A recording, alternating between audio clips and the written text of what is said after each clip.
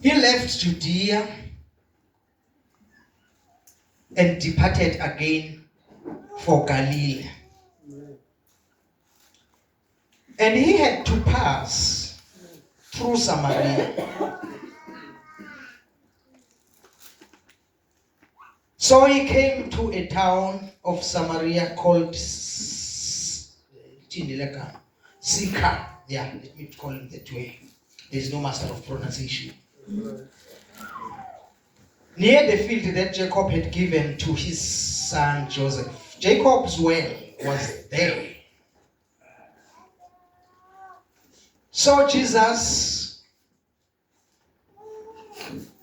worried as he was from his journey, was sitting beside the well. It was about the 6th hour. A woman from Samaria came to draw water.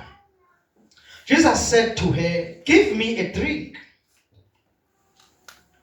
The Samaritan woman said to him, "How is it that you, a Jew, ask for a drink from me, a woman of Samaria?"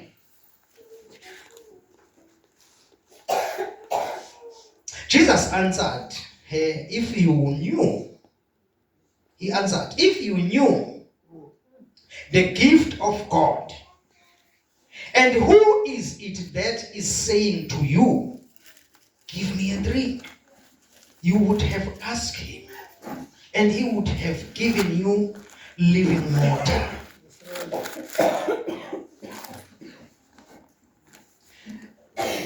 The woman said to him, "Sir, you have nothing to draw water with, and the well is deep. Where do you get that living water? Are you greater than our father Jacob? He gave us the well and drank from itself, as did his sons and his livestock."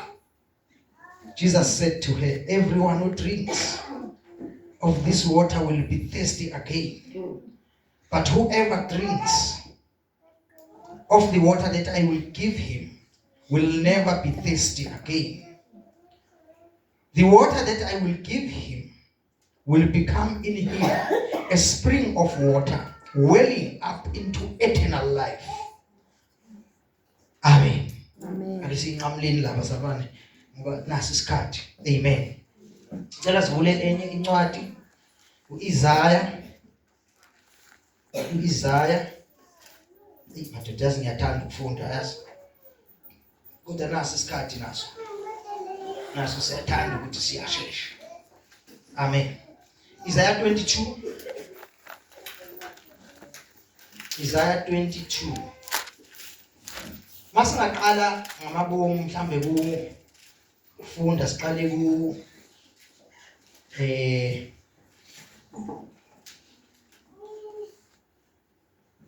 verse 20. Lapha kimi fundeka kanje, "In that day I will call my servant Eliakim, the son of Hilkiah, and I will clothe him with your robe, and will bind your sash on him, and will commit your authority to his hand. And he shall be a father to the inhabitants of Jerusalem and to the house of Judah. And I will place on his shoulder the key of the house of David. He shall open and no one shall shut, and he shall shut and no one shall open. And I will fasten him like a peg in a secure place. And he will become a throne of honor to his father's house. And they will hang on him the whole honor of his father's house. The offspring and issue, every small vessel, from the cup to all the flagons. In that day declares the Lord of the host, the pack that was fasting in the secure place will give way, and it will be cut down and fall, and the load that was on it will be cut off, for the Lord has spoken. Amen. Amen. Hallelujah. Abang ukungashumayeli wasabanye. Abang ukuthi ngashumayeli. Ngiyacabanga nje ukuthi ngashumayeli. Ngiyacabangela nje ukuthi ngashumayeli. Amen. Amen. Kodwa bekufanelekile ukuthi ngishumayeli. Kodwa ngiyacabanga nje ukuthi ngashumayeli. Ngoba manje yabona isikhathi esiningi siyadleka ngoba manje angikwazi ukushumayela ngifundwanga iBhayibheli. Angikwazi ukushumayela ngifundwanga iBhayibheli. Ngicela silifunde lesizulu kuze wonke umuntu ezwe la sifunde khona siqala kuJohane. Senzela nje ukuthi wonke umuntu ezwe. Amen. Ngoba nami kuwese ngidide lesilungu lesi. Kuwese ngidide lesilungu lesi namanje ukuthi angisezwayo ukuthi kuthiwani. Amen. Manje ngiko ngithanda ukuthi kufundwe nangesizulu. Mhlambe bakhona bayakule badideke njengami kwisilungu. Phela ngisumlungu. Funda masinyane sizama konke isikhathi. Uvesi 1 ufunda kanje. Kwathi ukuba inkosi yazi ukuthi abaFarisi bezwile ukuba uJesu wenza abafundi ebabhabhathisa abaningi kunoJohane. Kusuka lapho ngathi usungaqala ukuthi verse bani? Verse 2. Ingani uJesu uqobo kabhabhathizanga kodwa kwakubhabhathisa abafundi bakhe. 3. Yamuka eJudiya yaphindela eGalile. 4. Kwakuswelekile ukuba adabule eSamariya. 5.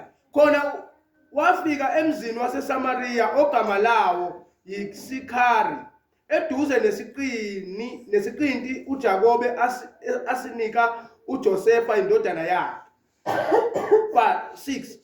Wawukhona lapho umthombo kaJakobe. Ngakho uJesu ekhathele ukuhamba wayesehlala ngasemthonjeni. Kwakungaba yihora lesithupha. Owesifazane waseSamariya u7 weza ukuzokha amanzi. uJesu wathi kuye, ngiphuzise. 8. Ngokuba abafundi bakhe babehambile baya emzini beyothenga ukudla. 9. Khona owesifazane waseSamariya wathi kuye, yini ukuba wena ongumJuda ucele ukuphuziswa yimi engingowesifazane waseSamariya na? Ngokuba abaJuda abadlelani namaSamariya. uJesu waphendula wathi kuye, uma ubusazi isipho sikaNkulunkulu nokuthi ngubani othi kuwe ngiphuzise, nga ucele kuye, yena nga ekunikile amanzi aphilayo. 11. Wathi kuye, Nkosi, awuphethe lutho lokukha amanzi, umthombo ujulile, uwathathaphi pho lawa manzi aphilayo na? 12. Kanti wena umkhulu yini kunobaba uJakobe owasinika lo mthombo waphuza kuwo yena kanye namadodana akhe nemihlambi yakhe na? 13. Waphendula uJesu wathi kuye, yilowo nalowo ophuza lawa manzi uyakubuya ome, kepha loyo oyakuphuza amanzi engiya kumnika wona kasayikoma naphakade. Kepha amanzi engiya kumnika wona phakathi kwakhe ayakuba ngumthombo wamanzi aphuphumayo kube ngokuphila okuphakade. 15. Mana asale sisima ngoba isikhathi asivuma. Umthetho kufanele sifunde yonke. Asale sesiyeka ke le Isaya singasayifundi. Bengifuna ukuthi ngene kuyo. Kodwa ngenxa yesikhathi angizukungena. Amen. Amen. Ngizungena ngoba mangangena kuyo kusho ukuthi koshaya u3. Koshaya bani? U3. Khona masingenile kusale sengene. Ngenisisise. Manje sengizothi nje ngindlalele yona for next week. Amen. Amen. Angazi uma uzokungekho next week. Uzophuthela. Amen. Amen. Uzokwenza njani? Uzophuthela. Angabe uzokungekho next week. Amen. Amen. Bengifisa ukuthi ngabe bonke abantu bala ngaphakathi. Akekho ongekho lapha phakathi. Ngoba lama sesizowakhuluma la nje basikhuluma la sikhuluma nje just ukuthi ngoba sekuyisandi fanele sikhulume. But sikhuluma for a purpose. Sikhulumela isizathu. Njengoba ngikhuluma la ngikhulumela ukuthi emva kokukhuluma kufanele kube khona okuzokwenzeka empilweni yomuntu. Amen. Emva kokukhuluma umuntu kufanele kube khona kuba khona i-shift noma kube khona i-shift yale bethuthi betweni. Kube khona i-shift thizeni endleleni abecabanga ngayo. Amen. Nathi indlela abebuka ngayo uJesu. Amen. Hallelujah. Ngendlela ezwe ngayo ngoJesu. Amen. Amen. Because abantu abaningi siyalahleka endabeni kaJesu, siyalahleka ngoJesu ngenxa yokuthi azange sazi kahle ngaye, azange siqonde kahle. Amen. Amen. Simthola la lithi iBhayibheli kwakuswelekile ukuthi kwakunyazelekile, kwakudingekile, kwakuswelekile ukuthi adabule iSamariya. Yabona ukuthi wayengahambi nje, kwavele kunyazelekile, kuswelekile, kufanelekile ukuthi adabule iSamariya. Kwakunesizathu sokuthi kumele ayodabula iSamariya. Amen. Amen. Amen. Kunesizathu ukuthi kumele ayodabula kuphi eSamariya. Lithi ke mayifika eSamariya ekhathele. Ezenjani? Ekhathele. Wayesehlala phansi eceleni komthombo. Kusho ukuthini ukuthi wayekhathele na? Kusho ukuthi uJesu noma enguNkulunkulu kodwa ungumuntu ngokuphelele. Amen. Amen. Amen. Ungumuntu ngokuphelele. Ukuthi nje ubekhathele shows ukuthi ungumuntu ngokuphelele, uyakhathala, uyezwa ubuhlungu, yonke into umuntu ayizwayo nayo uyayizwa. Amen. Hallelujah. Kwakufanele futhi ukuthi yonke into ayizwayo, yonke umuntu ayizwayo naye ayizwe, ngoba thatha isimo sabantu ngoba umuntu wezebantwini, ngoba kwakuswelekile ukuthi ezebantwini. Amen. Amen. Kwakufanele ukuthi ezebantwini. Amen. Manje kwakufanele afane nabo abantu. Amen. Abe nobuthakathaka njengabo. Amen. Uprofetiwe ngaye uNkulunkulu ekhuluma ngoba kaIsrayeli wathi uNkulunkulu uyophinda alivusele umprofeti onjengoMose. Amen. Amen. Onobuthakathaka na onjengoMose, onobuthakathaka njengoMose. Amen. Amen. Hallelujah. Amen. Lithi ke ehleze eceleni komthombo nabo wesifazane waseSamariya. Abese uJesu uyaqala engage lo wesifazane. Amen. Amen. Ngoba abafundi bakhe lithi babehambile beyothenga ukudla. Uma ibona lo wesifazane abese eyicelisa ukuthi sifazane ngiphuzisa amanzi.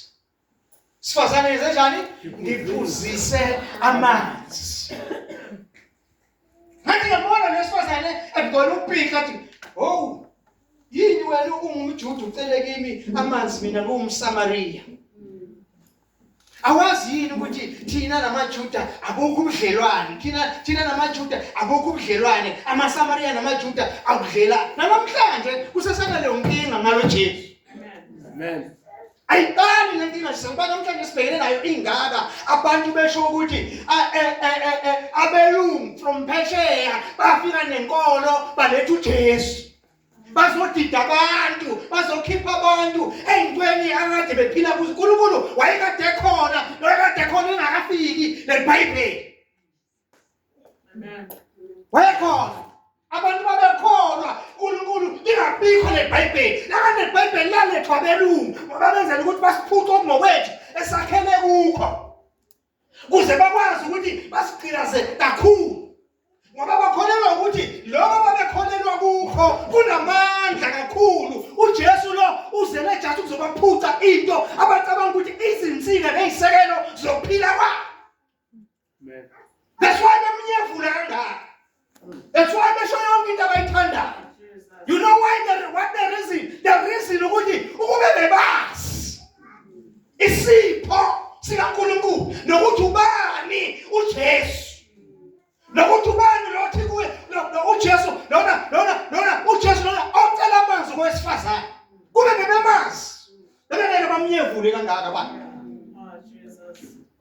Okubuhlungu ukuthi umuntu mayengazi ngento ukhuluma kakhulu azambula ubungqono bakhe ukuthi lento akhuluma ngayo akayiqondi kangakanani. Akhuluma post, angene na social media, akhuluma yonke into ambula ukuthi usasemnyama la.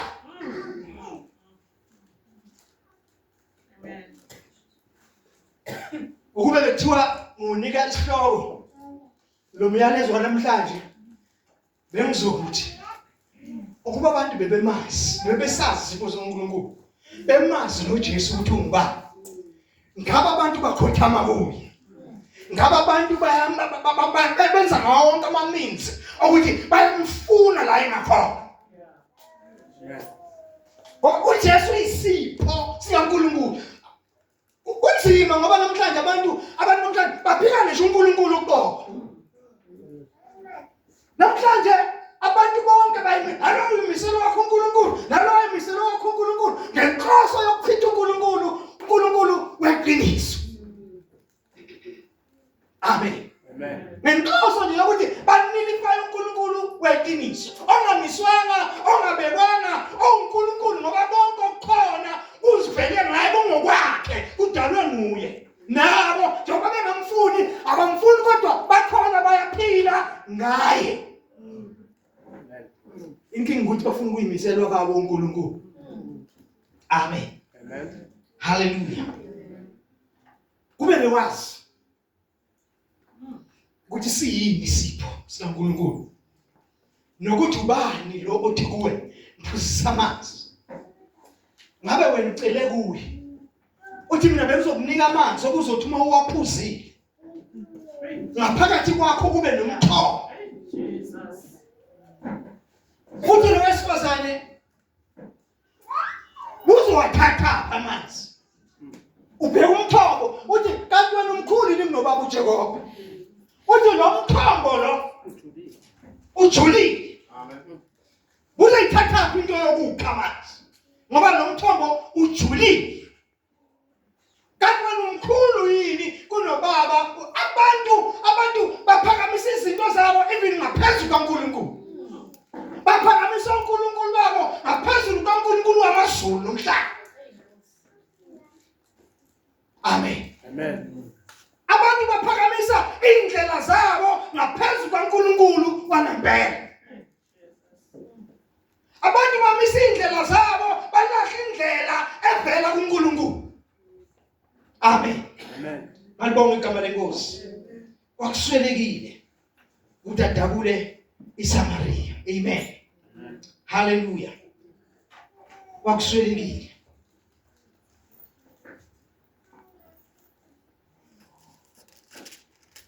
Abantu azange baqonde.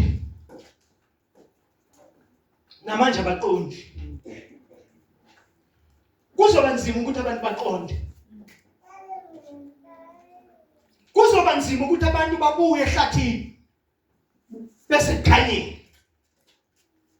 Kuzoba nzima ngoba abantu bachitha izwi kaNkulunkulu.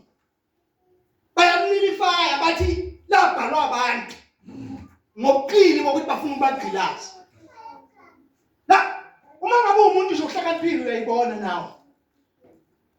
Ivangeli noma ngithi indaba kaJesu is not here in Africa kuphela. Amen. Alikho eAfrika kuphela. Umhlaba wonke likhona kumele ungaphila ngalo. Abantu balandela lo noma nabo hayi bonke.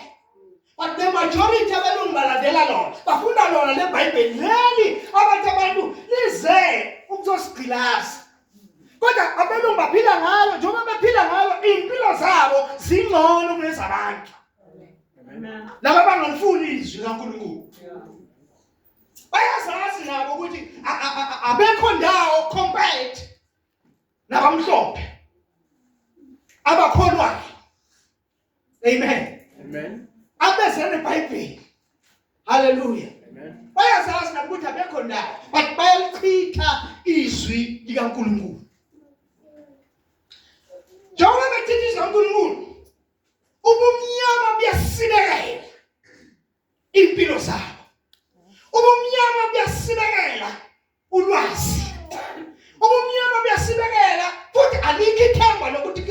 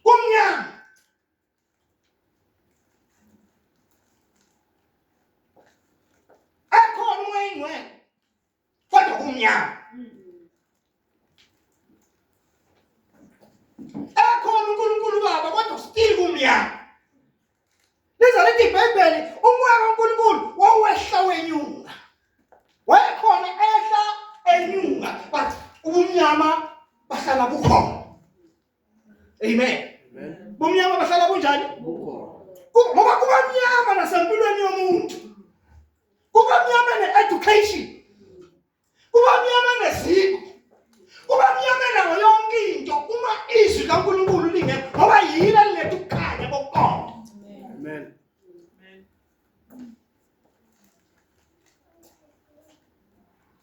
uNkulunkulu afuna ukukhanyisa. Kumnyama emhlabeni afuna umhlaba wakhe uhlaleke. He spoke a word. Wathi akube khona ukukhanya. Elukhanya kwaba khona. Ukukhanya kuza ngezwi. uNkulunkulu wakhuluma izwi then ukukhanya kwaba khona. Leyo lizwi oletha ukukhanya kwakuwuye uJesu. Kuthi ngaleso sikhathi wayengakaze emhlabeni uzophila enyameni. Yingakho athi uJohane ekuqaleni ulizwi wayekhona. uNkulunkulu. The very same lizwi is the word that was elakhulunywa uNkulunkulu ukuhlela izinto azipositione ngokwendlela azibuyisele kwi-order yakhe uNkulunkulu. Ngoba kuze bemnyama emhlabeni nje uNkulunkulu wayengawudalanga umnyama, wayengawudalanga ungahlelekile, wayengawudala uhlelekile umuhle kodwa wasuyonakala.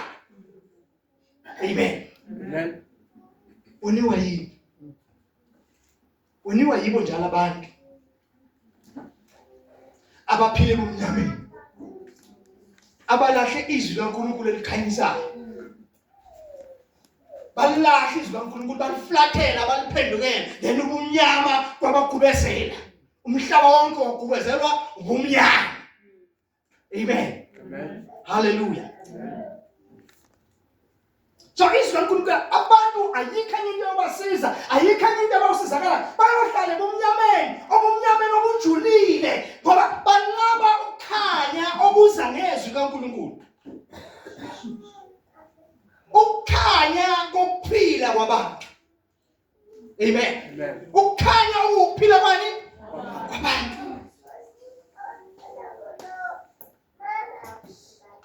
Ekuqaleni wayekhona ilizwi uNkulunkulu ekuNkulunkulu.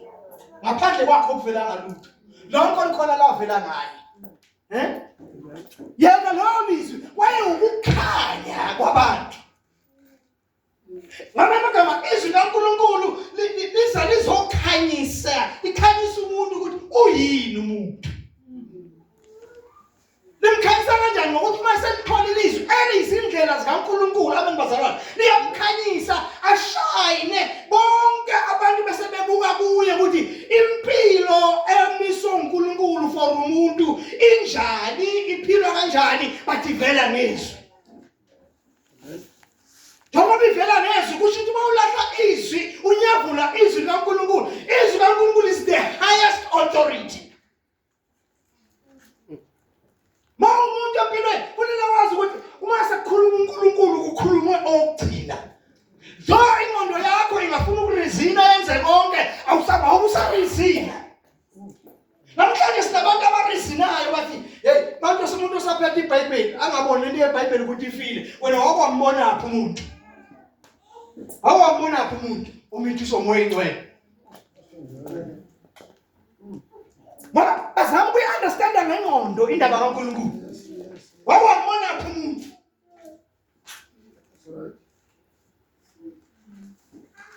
Ngiyakhuluma for a reason yokuthi nawe ungayithuki ukuthi uyithuke ngelinye ilanga usuku lobu bumnyama abantu ababumemezelayo manje.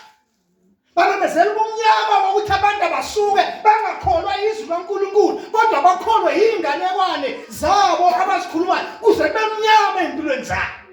Ngikhulumela ukuthi nawe ngelinye ilanga ungazithuki sewusukile ekukhanyeni. Uhambe kumnyameni. Amen. Wasuka ekukhanyeni uhamba kuphi? Kumnyameni. Umuntu ohamba nomhlaba. Uhamba nomhlaba. Noma uhamba nomhlaba unayo yonke uhlobo lwemfundo, uhlobo lwama-degrees onawo. But ubanjwa izinto zama-superstitions. Ngoba awulazi izwi kaNkulunkulu. Ubanjwa uthambele ku-wisdom yabantu. Ulahla i-wisdom kaNkulunkulu.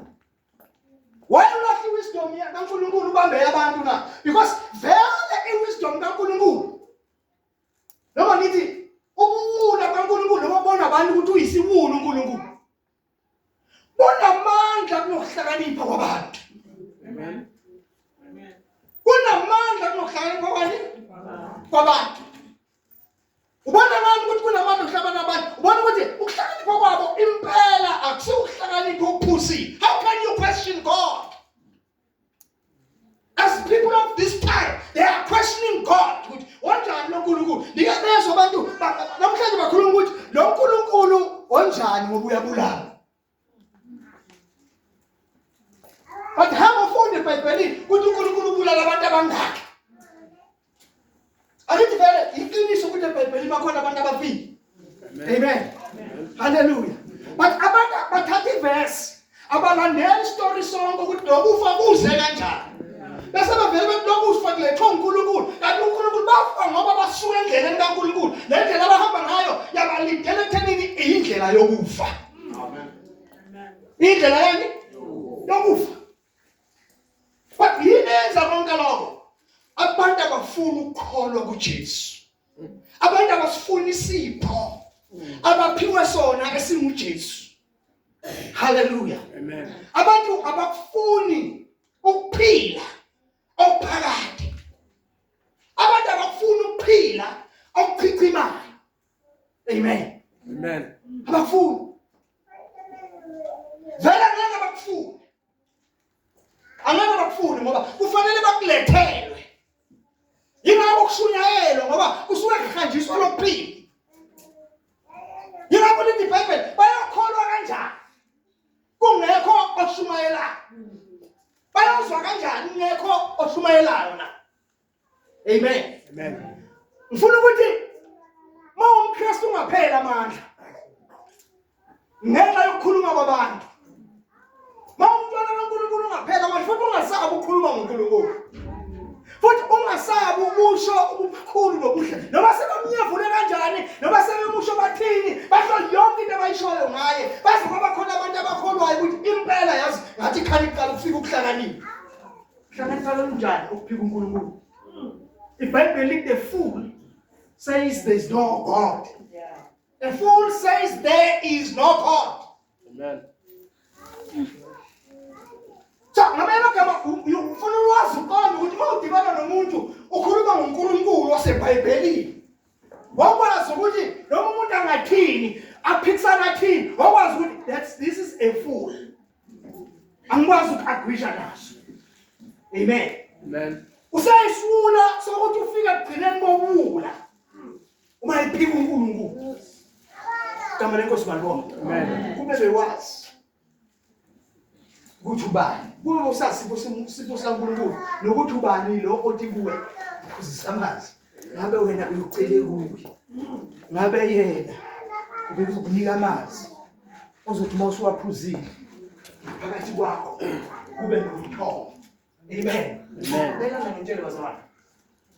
uNkulunkulu usinikeza ngoJesu ukuthi siphile impilo from within.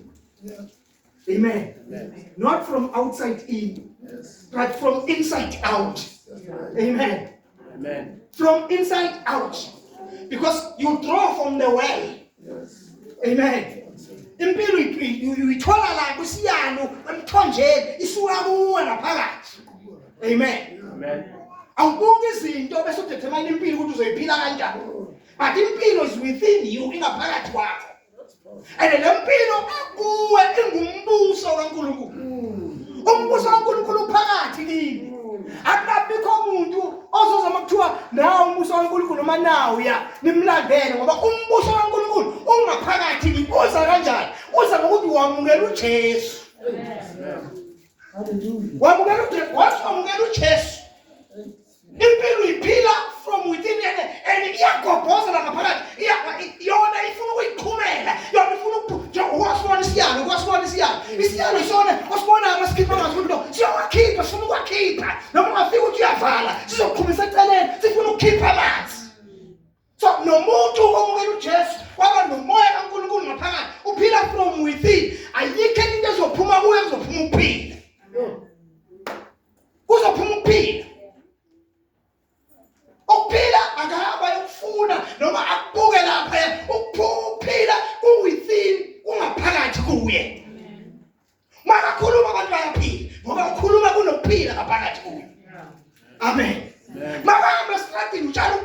ngoba ufuna ukuphila ngaphakathi kuyo. Yonke into ayenzayo la kudlule khona nezinto ezifile zizophila. Alibonga igama lenkosi. Amen. Hallelujah. Amen. Hawu kudisikhathi. Amen. Amen. Angifuni ukuya lapha ngoba lapha kujulile. Ngifuna la sifunde khona kuIsaiah. But ila sizombona khona kahle uJesu. Ukuthi wenzani uma efika empilweni yomuntu. Amen. Wenzani uma efika empilweni yomuntu. Why kunyazelekile? Why kuswelekile ukuthi uJesu angabe khona empilweni yaloyo naloyo? Amen. Hallelujah. Ngicela ungena man. Indaba yokuthi ngizongena next week ngathi iyangibambezela. Amen. Amen. Ngathi ngenze njani? Ngibambezela. Akufuna mase ngena kuyo ngene ngesizotha. Ngene ngesizotha khona sizoyizwa. Vula Isaiah. Zongena nje 10 minutes. 15 minutes and then I'm done.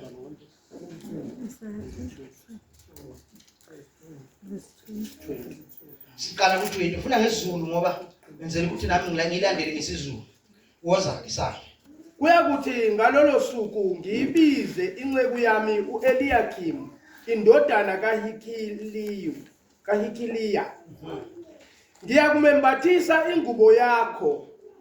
Ngimqinise ngebhande lakho.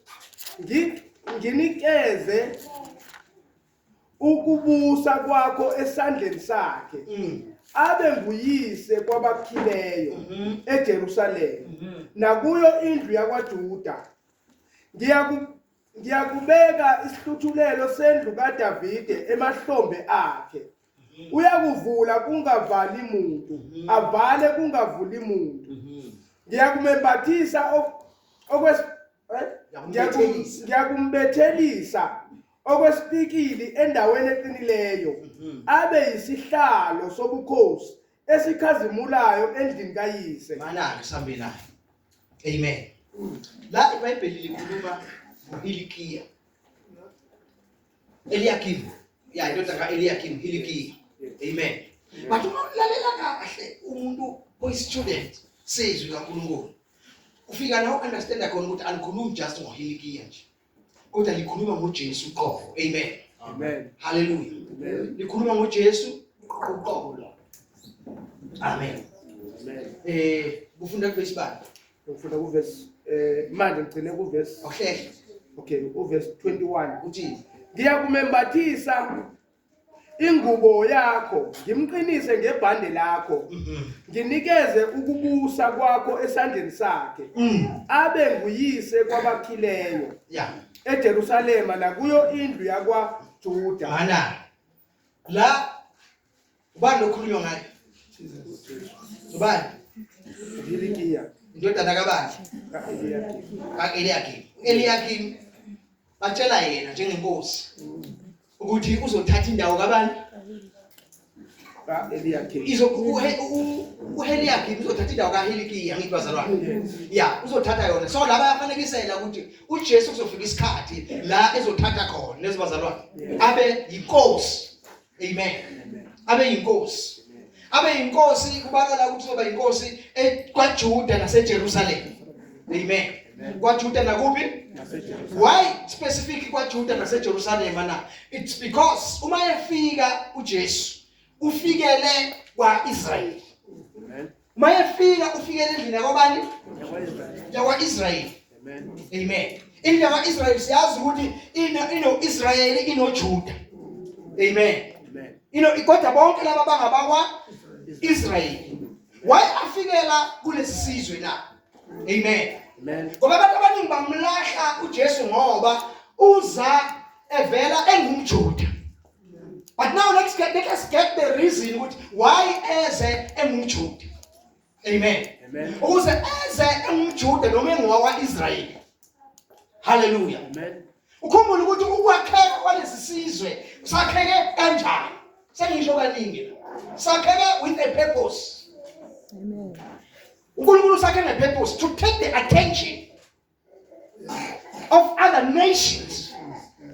Ebese singayazi indlela kaNkulunkulu zingamazi noNkulunkulu wangempela. Amen. uNkulunkulu waqala a new nation. Le nation ayiqalayo ukuthi athathe attention yesizwe zonke zifunde indlela kaNkulunkulu kulesi sizwe. Another reason ngike ngayisho ngathi i-reason yokuthi kube khona lesi sizwe.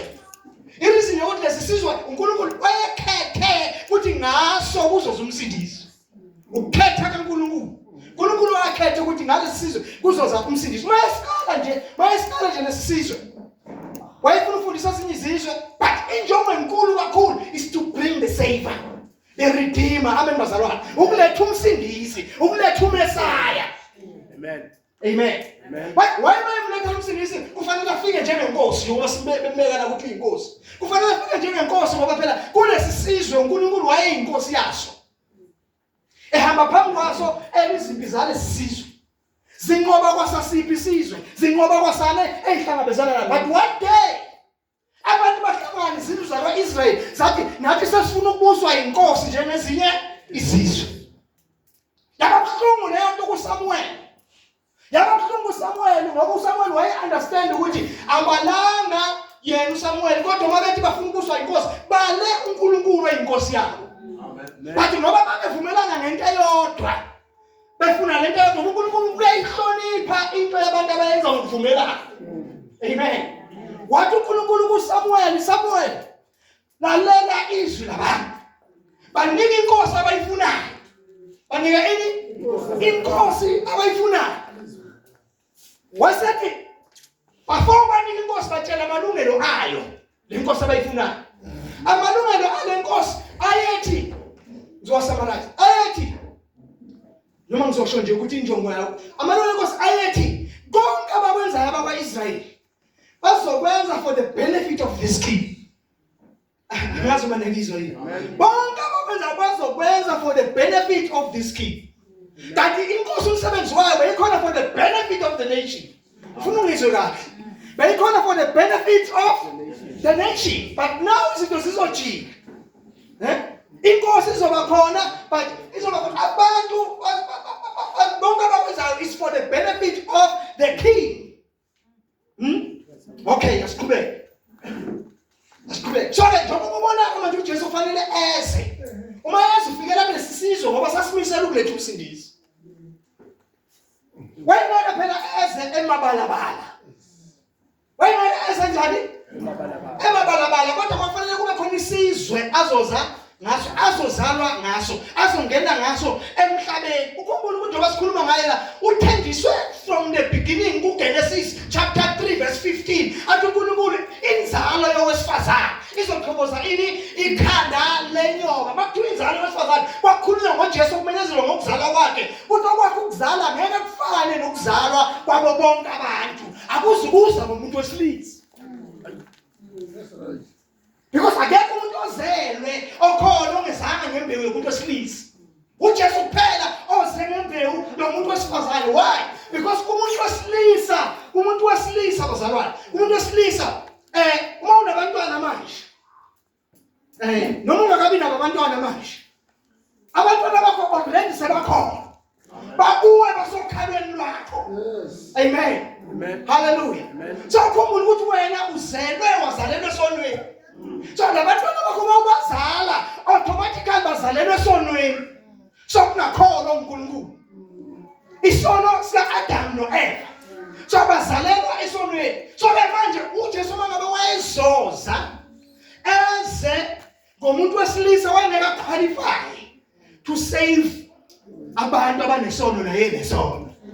Angasumela izwe yini. The reason ukuthi eze ngomuntu wesifazane ungadibananga umuntu wesilisa nowesifazane. Njengoba bemnyevula abantu bemnyevula bethi wena wakwayibona phi into enjalo. Wakwayibona phi njalo khona umuntu yona noNkulunkulu wena ukhohlakele. Uyamithisa ingane namhlanje basho njalo. Bathi uyamithisa ingane uya-abuse. Angithi uyabona ukuthi bakhuliswa yini? The lack of understanding. But uma ifika kuwe lento unganayo this teaching nalencazelo le, uyibuka ngamehlo engqondo, ngamehlo emfundo, uyibuka ngamehlo okurizina, usengazi ngempela nami sengiyayibona. Yose ngiyayibona lento yase udlalwa ngathi la eBhayibhelini. Sawusiftekile kalula usuthathekile waphuma phile wayongena ekulahlekeni lezozalwane ngoba awuzange ube nayo i-understanding epheleleyo ngoJesu. Amen. Amen. Awuzange ube nayo i-understanding epheleleyo ngobani? ngoJesu. Yile nto eshiwo nomfazi uJesu kulomfazi ethi kube bewazi ukuthi isipho siyini isipho sikaNkulunkulu nokuthi ubani lo othi kuwe mphuzisa amanzi. Amen. Ngabe wena uwupi ocela kimi amanzi uthi mina ngakuzomnika bekunika amanzi awuzothi uma uwaphuza you will never come here again to draw water.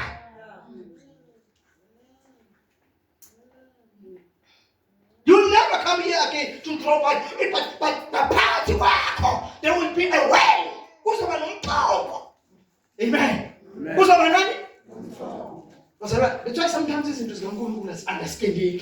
Yeah. Never understanding ngqondo. Amen. Hallelujah. Amen. I remember the day I say yes to God to phumela ubizo. The day I say yes, kwafanele ngiyoreport ekhaya. Ngiyosho impilo sengiyiphila.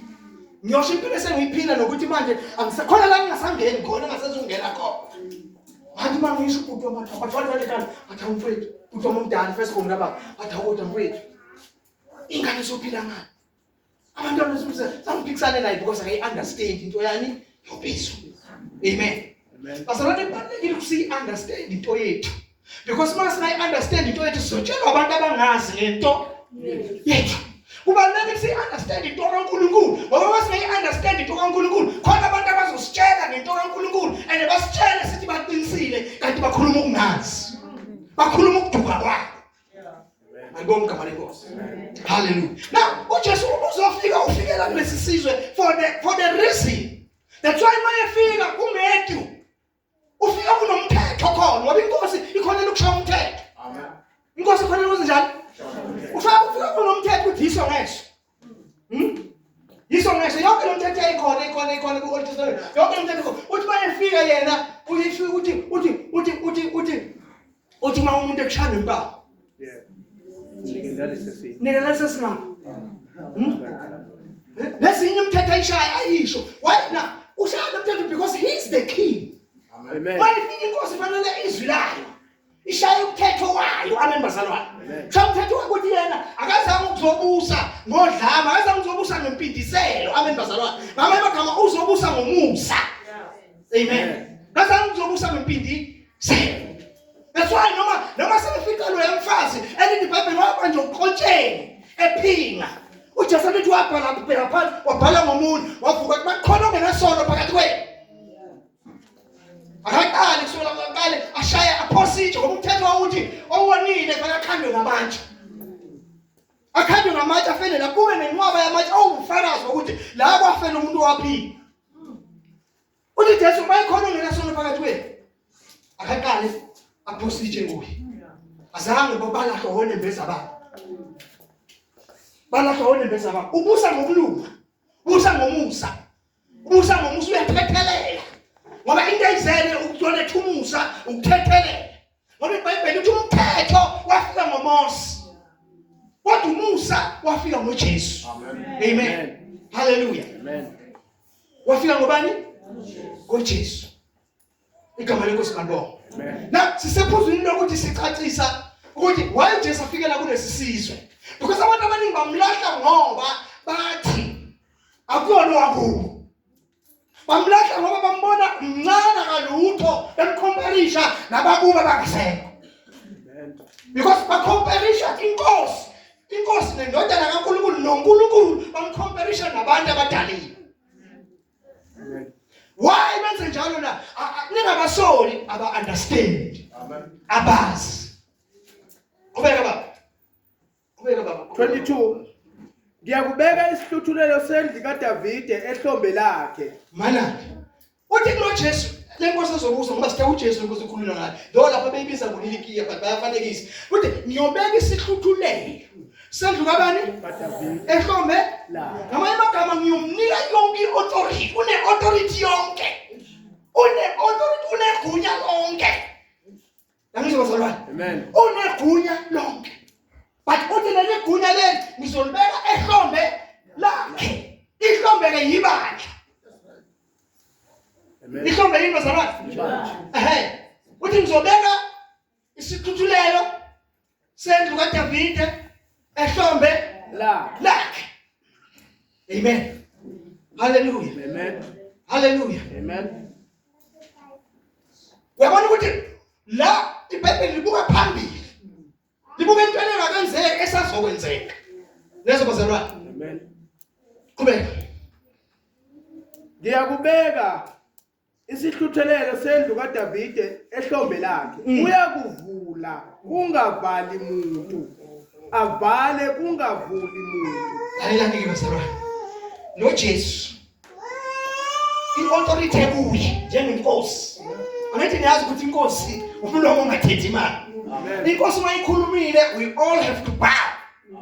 Konke fanele sikwenze noma siyakuthanda noma sikuthandi fanele sikwenze ngoba kukhuluma inkosi. Amen. So igunya le. Uthi leli gunya ke ngizolithatha ngilibeke ehlombe lakhe lizokuphelela kuye. Leli gunya lizodlula ehlombe lakhe lizodlula kube igunya lebandla. Ngoba ikhiye ikhuluma nge-authority. Zikhuluma nge-ownership, zikhuluma ngamandla, power. Amen. Hallelujah. Uthi ke ngizobeka isikhiye sendlu kaDavide ehlombe lakhe. Khuluma ngebandla. Qhubeka. Uyakuvula ungavali umuntu. Avale ungavuli umuntu. Lo Jesu uyavula ungavali umuntu. Lo Jesu ukwenza njani bazalwane? Uyovula Kungenzi njani? ungavali umuntu. But through the church. Uzokwenza lokho through ibandla. Ngoba ihlombe ibandla. Amen. Amen. Umzimba uphele umzimba uqala. Uqala la. Emazimlayeni emahlombe umzimba. Akithi iBhayibheli lithi umzimba kaKristu. Amen. So umzimba kaKristu. Yabo so kusho ukuthi thina noJesu asihlukile. The very same authority anayo. Ibekwe ebandleni abembazalwane. Ibekwe ebandleni. So ngoba amagama thina sine authority. Yazi bazalwane. Amen. Phezu kwe-authority ka. But uyazi ukuthi authority noma unganayo ongayazi kuyisebenzisa. Noma ungayazi ukuthi isebenza kanjani. You will die with the authority. Amen. Khona manje ukhulumile la wathi kwakhona indoda yayigulelwa indodana noma yini. Yeah. Bathi noJesu uthi umntana wami uyagula, uthi Jesu hayi sizohamba cha. Akudingi nokuthi uzowenza njani? Usufike. Uthi nami ngumphathi la enkhona. Nami ngumphathi ngikhuluma izwi. Bonke ngibaphethe balalele. Hallelujah msana. Bonke ngibaphethe benze njani? Balalele. Nawe khuluma nje izwi. Lizofika la indoda nami lele khona igula khona. Understand the power of the authority. Amen. Qhubeka. Uyakuvala avale kungavuli umuntu. Ngiyakumemba Mana uyakuvala avule ungavali umuntu. ungavali umuntu. Uyavala avule umuntu. If you don't understand umehluko phakathi kwawo nabantu abangekho ebandleni lokubuso kaNkulunkulu emzimbeni kaNkulunkulu. If you don't understand these things, uzofuna ukuhamba nabo balekela igunya. Oliphiwe. Ufuna ukuya ezintweni esizokwenza impilo yakho ibe sesidlangalaleni. Esidlangalaleni la ingatholwa inoma ngabe yini. Khona. Amen. Qhubeka. Ngiyakumbethelisa okwesipikili endaweni eqinileyo. Elamba bazalwane. uJesu uthi umlithizo kaNkulunkulu uyombethelisa njengesipikili endaweni enjani? Eqinileyo. Hallelujah. Uyakumbethelisa njengesipikili. Masumthole uJesu umbambisisisi. Njengoba sikhuluma kanje siyambethelisa njengesipikili endaweni eqinileyo. Ungasuki kuye, uhlale kuye noma sekuthiwa ungasuki kuye. Hallelujah. Akusukwa kuJesu. Abantu abasuka kuJesu ayemtshela ukuthi abantu abanjani. Abantu akusukuthi abantu abangazi ukuthi igunya konke nokuphila konke namandla onke nokuphila konke nokubulela yonke ikuJesu. Abantu bazalwane bazi kahle inkinga yabo bafuna ama shortcut as you have said. Amen. They start something new, but izinto ezintsha bazokhohlisa abantu. Base bakhohlisa abantu baqala ba-adoba baphakamise babaphi imali babapha udumo babaphe yonke into. Amen. Bahlele bona ngabantu bengazuzanga ukuphila. Angazi uma ngizwe amen. Bacebe bona ngabantu kodwa abantu bengazuzanga ini? Ukuphila. Bengazuzanga ukuphila. Abantu abalazi kahle iqiniso lonke. But bayagubezela, batwista namavesi ngoba bayawazi.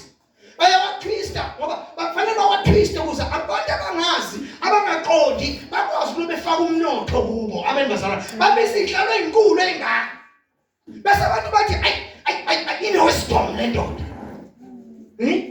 Wisdom kodwa ayibabenganga ku foundation right yokuphila. Amen. Ngoba there is no other foundation. Asike sinisekelo ngaphandle kaJesu. Yiso esamiswa abaprofeti nabapostoli uJesu qobo lakhe isisekelo sempilo zethu. Amen. Ubeka baba sengifuna ukuqeda bangizelanga sakhe ngiyakumbethelisa okwesipikili endaweni eqinileyo abe isihlalo sobukhosi esikhazimulayo endlini kayise. Lalela uyoba isihlalo sobukhosi esikhazimulayo endlini kabani? Yiphi indlu kayise? Bakhe. Yoba isihlalo sinjani?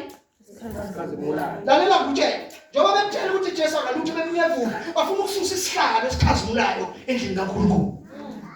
Bayazi ukuthi vele ibandla lilutho ngaphandle kaJesu. That's why fanele banyevule yena bamphike basho yonke into. Neza bazalwane basho yonke bathi nokuzalwa kwakhe kuyaphikisana neqiniso because khona into abangayi-understandanga. So bafuna ukuzosusa lesihlalo esikhazimulayo ebandleni because ibandla ngaphandle kaJesu is nothing, alikho.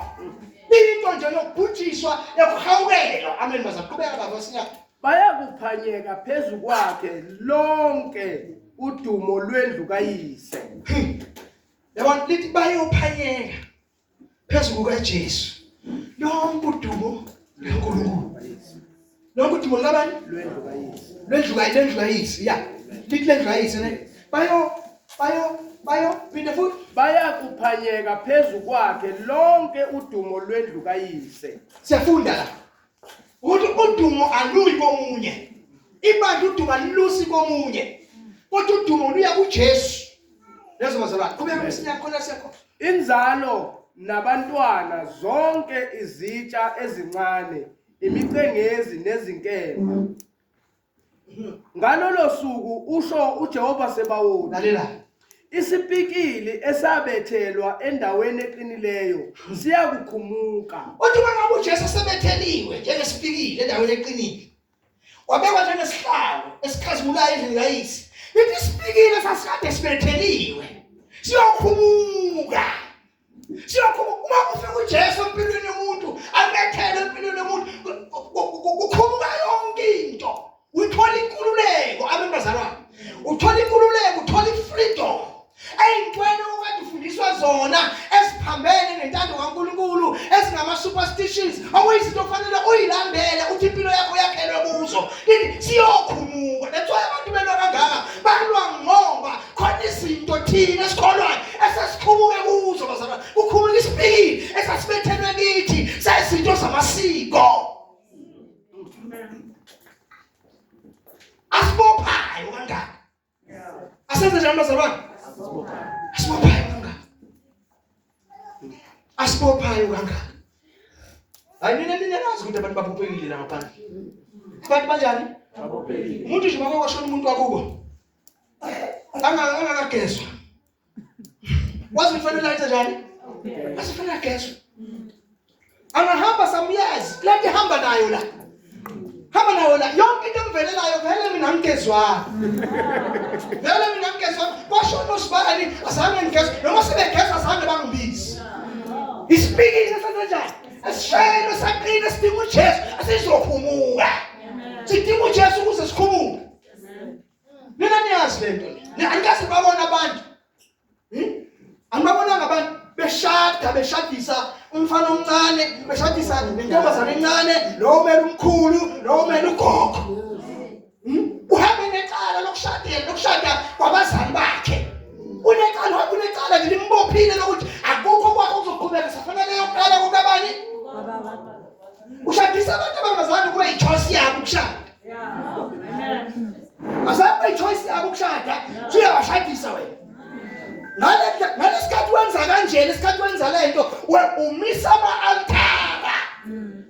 ama-altara azokubiza impilo yakho la ukuthi noma ufuna ukugashula uye phambili awuyi i-altari liyakubiza lithi buye uzokhonza la wenze lento.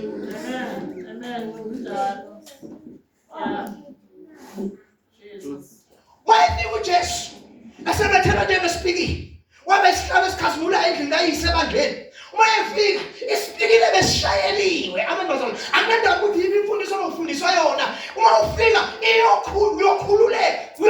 uyokhululeka intabantu abangazi ukuthi kuphunywa kanjani kuyo wena uphuma unenkululeko ephelele. Why na? Because ume ezwini likaNkulunkulu. Manje emazwini la you will know the truth and the truth shall set you free. Shall set you free. Yesu likaNkulunkulu elikhulula umuntu. Lalela bazalwane.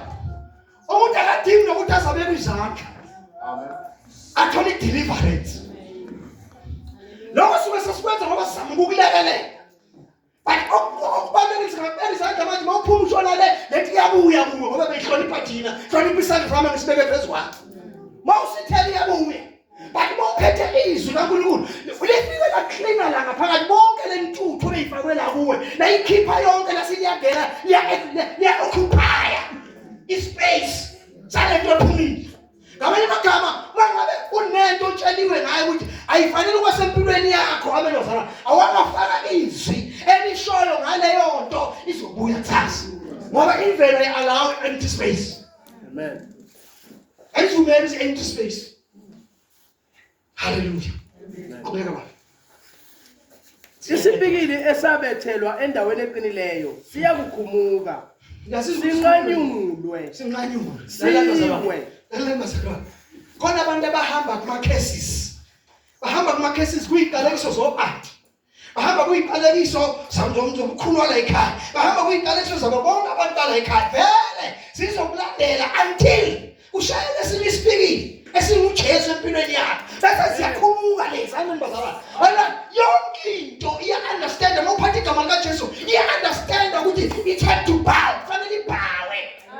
That's why iBhayibheli lithi umuntu uyakholwa ngenhliziyo avume ngomlomo wakhe. Uma uvuma nje ngomlomo uthi ngiyakwamukela Jesu empilweni yakho. Amen. uNkulunkulu angakunika amehlo kamoya ukwazi ukubona ezweni likamoya uzobona imese yenzakalayo uzobona amadimoni ephuma esheshe khulukudela ebaleka ngoba sengena inkosi yamakhosi. Idimoni nedimoni mangabe lingene nesifo lingene naso abantwana leso sifo siyasiphumela ngoba siphuma umnikazi waso wathi okuyidimoni. Amen. Bayajaha abantu ukuthi bakhuluma ngedimoni bakhulume ngabantu abangasekho. Bayajaha ngoba inkinga yabo ukuthi ufuna ukufaka labantu abangasekho bafuna ukubafitha ini entweni abangangeni kuyo bafuna ukubafitha ini empilweni abasangena empilweni abasenasabela ukuphila impilo bayiphilile iphelile. Haleluya. Wena sezobambeke yakho impilo ngenxa yabazali bakho. Wena mawuphila safanele uqale phansi uyovala ikweletu zababa nomama kuthi uyivalile kuthiwa no ngabe fanele uqale ngomkhulu. Befanele uqale ngobani? Ngomkhulu. Lalela bazalwane, uma iBhayibheli lifika la lithi khona uma umuntu ekuKristu uyisidalwa esisha. Yiko bathi khumukile zonke lezi zinto ziphumile zakritika zawela phansi. Wena now you are a new creation. Akusekho into engabambe ngabopha. Amen. Amen. Sekonke ngabopha. Musuka ufuna ukuphila impilo yokuplease abantu. Kodwa umuntu bengizwa la kuma social media sengiqedile. Kodwa umuntu bengizwa la kuma social media